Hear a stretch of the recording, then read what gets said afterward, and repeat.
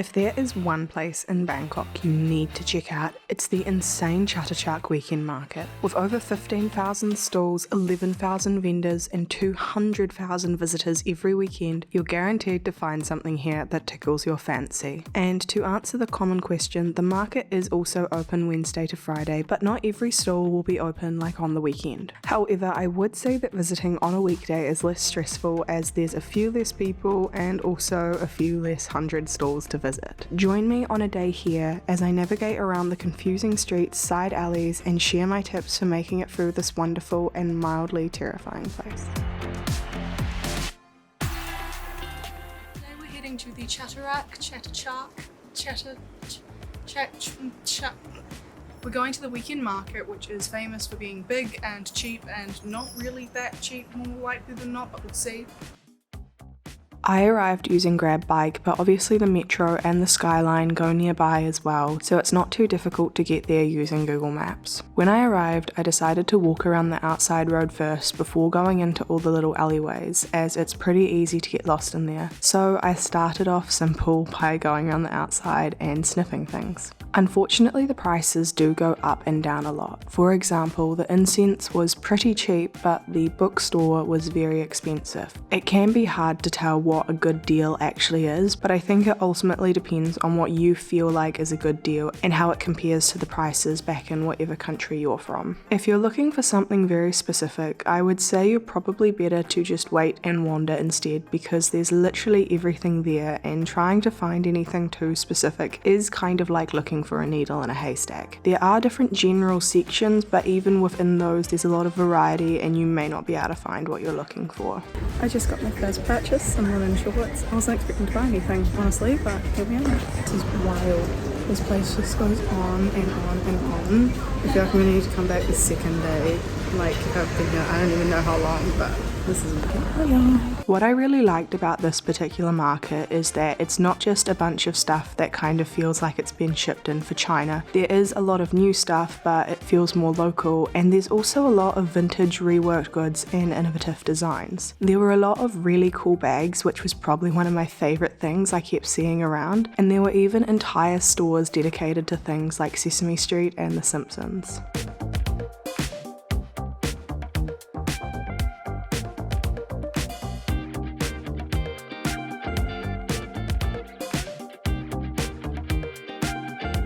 I wasn't looking for anything in particular, but I ended up buying a couple of things like this Russian Ogliarch hat, because I tried one on in France last year and didn't buy it, and have wanted one since. One of the most surprising things for me was actually the art section.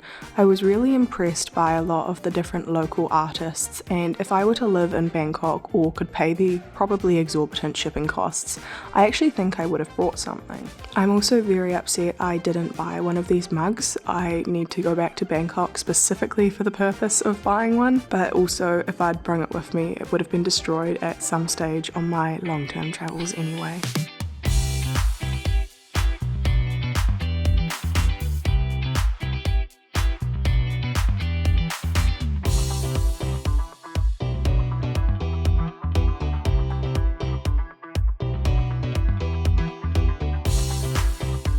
After all this walking around and shopping, I had worked up quite a bit of an appetite. There's an entire food court section and there were so many things I wanted to try, so I ended up with a girl lunch, or whatever you want to call it.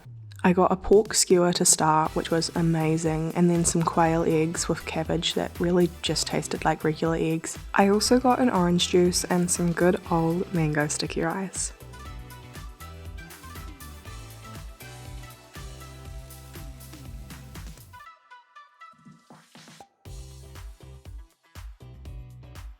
I then ended up in a floral zone on my way to find the clock tower, which took me quite a while.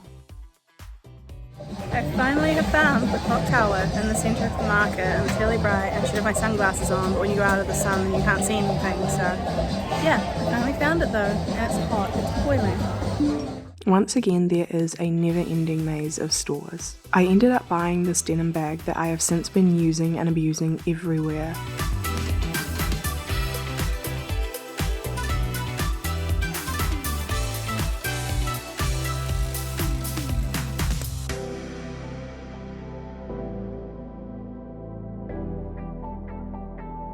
It's actually so easy to get lost here, it's not even funny. I'm freaking going around in circles half the time.